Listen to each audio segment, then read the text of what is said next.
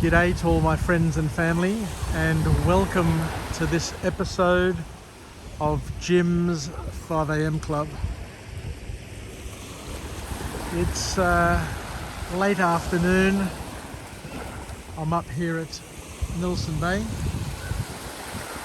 and I'm just going to go and do a 5am Club like I typically do and go through a book summary. Spent the whole day at the beach with my granddaughters. It's been a lot of fun. But what I try and do on a daily basis, where possible, is to invest a little bit of time in one of my passions, a passion that I've had for a little while now, and it's basically putting together book summaries, vlogs of material that hopefully can teach us a thing or two. I certainly benefit from it by delivering these things, but I also hope that future generations may reap the rewards as well. Who knows? I don't have very much of a following, which doesn't really bother me, but I do enjoy the opportunity to try and learn something new every single day. So the book that I'm going to go through today is entitled The Hero with 1,000 Faces by Joseph Campbell. An interesting book, and a book which hopefully will resonate with you as well as it resonated with me. Because as I say time and time again, I haven't come across a book where I haven't learned something new each and every book. Even though they may deliver a similar sort of message to what other authors try and convey, they put a different spin on it, they give it a different perspective, they come in at a different angle, and it's an opportunity for each and every one of us, I guess, to learn by joining the dots. We've all got dots that are unjoined, and it gives us an opportunity to learn something new, as we say, over and over again. But I've also mentioned in previous vlogs that the art of learning is simply attaching the unknown to the known. So the more we know, the more we're capable of knowing, the more we learn, the more we're capable of learning. And it's a lifelong mission. It's not something that we just do, in K to 12 or, for a few more years at university. It's something that we can pursue our entire lives. And there's a call to action for each and every one of us to keep on learning, to keep on living, and of course to keep on passing it on, because holding on to it and dying with it in your head, in your heart, in your being is almost a waste, to say the very least. So the author of this book, Joseph Campbell, kicks off with a quote, and he says that we all need to follow our bliss. By following our bliss, the universe will open its doors where there are only walls. So doing the things that you enjoy, doing the things that fulfill you, will give you a lot of pleasure.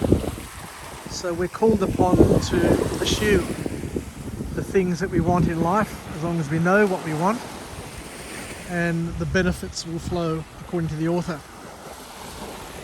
The author here makes another very valuable, very pertinent, very poignant point, where he says that in essence, everybody's life is very, very similar. And we all face similar challenges along the various paths that we take in life. Fair enough, we can say that each and every person's life is unique, but in general terms, we all face similar challenges. we all tick the same way. And it's important to appreciate that and to understand that regardless of the culture that you're born into, regardless of the family you're born into, regardless of the time that you're born, that generally each and every one of us all face the same sort of challenges that our parents faced, our grandparents, our forefathers. And if we look down the line the other way, a lot of other people who we may never even get to meet will face similar sort of challenges and problems in their lives. So the author then goes on to say that we're going to be careful that we don't stereotype our cultures and ourselves and to think that we are so unique and so special that that we stand out from others. And the author talks about a thing called the mono myth. And a lot of cultures, a lot of people, a lot of families generate these mono myths and tell stories about how they are unique and special and how they stand out from the world. But each culture, each family, each person has a similar sort of story to tell. And it's only when you hear and listen to other people's stories that you get to appreciate that we all are part of the one brotherhood and not all that different from each other, because the myths that we hear, the stories that we hear apply to everybody. They're universal. I've grown up with a dual culture, both Greek and Australian, and the Greeks talk about freedom or death and heroism and love and their religion and all of the other things, but by a similar sort of standard. Australians, regardless of which generation you talk to, also value very, very highly freedom or death. So much so that the first and second Anzacs sent soldiers to war to fight in battles that weren't of their making, that weren't to benefit them. They were battles to go and help other people enjoy freedoms and enjoy the other things that we value. So it just goes to show that each culture is, I guess, expanded off or brought forth from similar sort of roots, and that no particular or no single culture is any better or any more special than any other culture. So we need to accept that, we need to respect that, and to not underestimate cultures, people, ideas, because everything is quite universal according to this author. So the first formal point to come out of this book is where the author says that in order to advance in life, a hero needs to go through 3 particular stages. And the first stage is the call, the second stage is the quest, and the third stage, according to this author, is called the return. So we'll go through the 3 stages and see where they lead us. I'll just walk up the top here and just get out of this wind. There's a bit of a buffeting breeze coming from the northeast at the moment. So I'll just move up here and just use the forest, the bushland here as a barrier to silence the buffeting of the breeze. So the call, the first thing that a hero needs to address and to embrace is the call. And as we've said time and time again, we all have a calling, or sometimes we have callings, multiple callings. And a hero, a person of substance, a person who has high achievements and high aspirations, will have a very strong calling or callings. And the author goes on to say that if you don't answer your calling, you will continually waste time and spend time looking for your purpose, and you will be haunted. Your mind will be haunted by not finding that purpose, and you'll go through life unsettled in many ways. So the key to life, I guess, for each and every one of us is to know our why, know our calling or callings, and to answer that calling.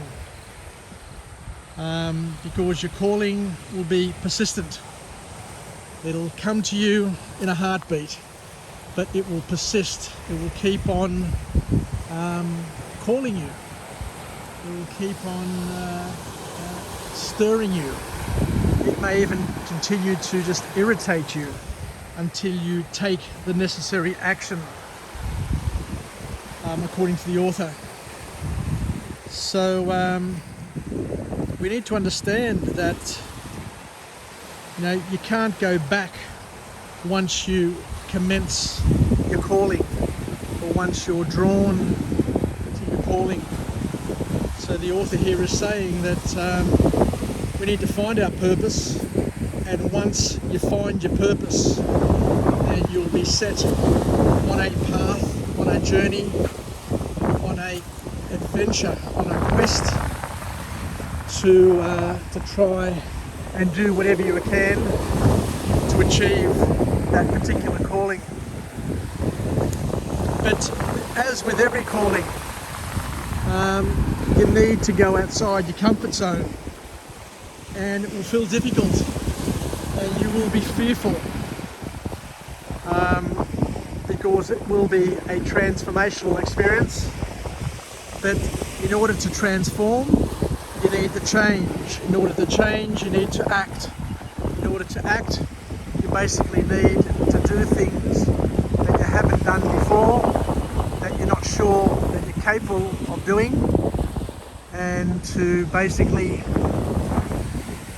keep on hunting, as that little hawk is doing as it's going past us here, trying to identify its meal for the evening. So the author then kicks off a second formal point from this book, where he talks about the hero needing to go beyond the veil of the known in order to progress in his journey. The hero will always face a dilemma, and that dilemma is to stay in your comfort zone, to stay doing what you know best, or to leave the comfort zone where there is absolutely no guarantee of success, where you need to take a leap of faith, you need to make a decision, not knowing the outcome, not knowing the rewards, the benefits, or the potential problems and challenges and failures that you may get from taking this leap of faith. So a hero, all heroes, according to the author, need to address the future, the unknown, and to know that nobody has gone to the future. Nobody knows what the future holds for them. Nobody knows what tomorrow holds.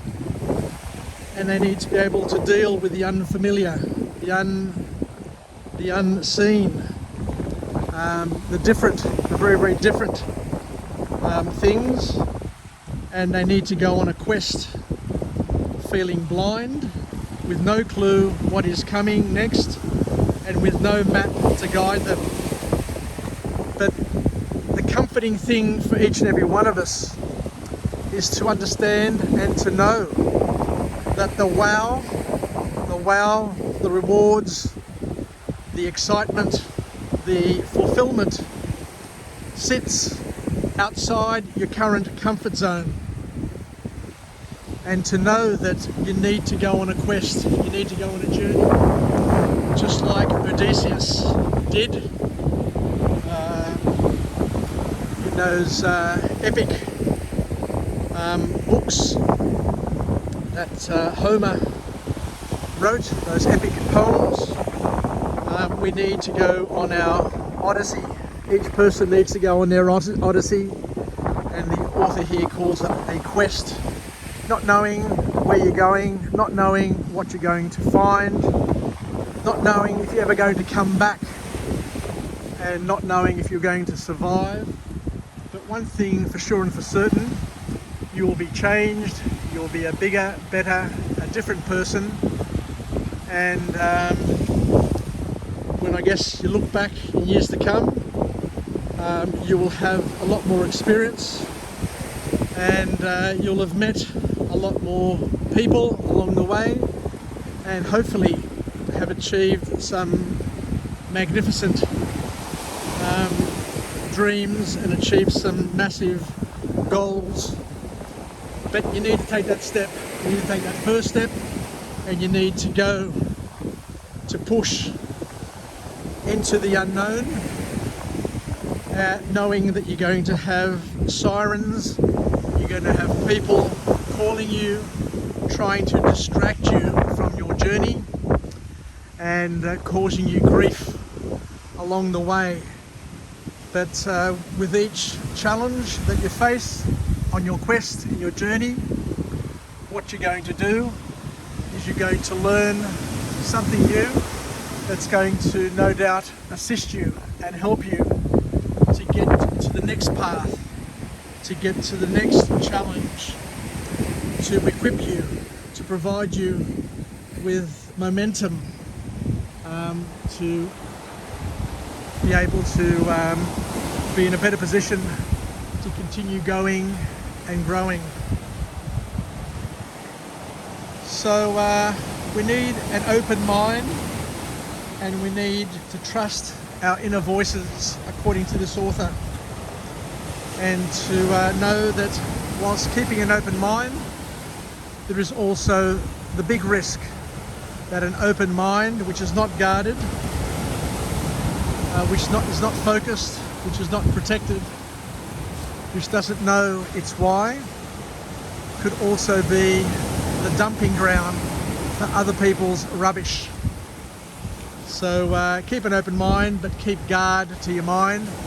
Stay focused, stay on track, stay in tune, and go with your gut feel.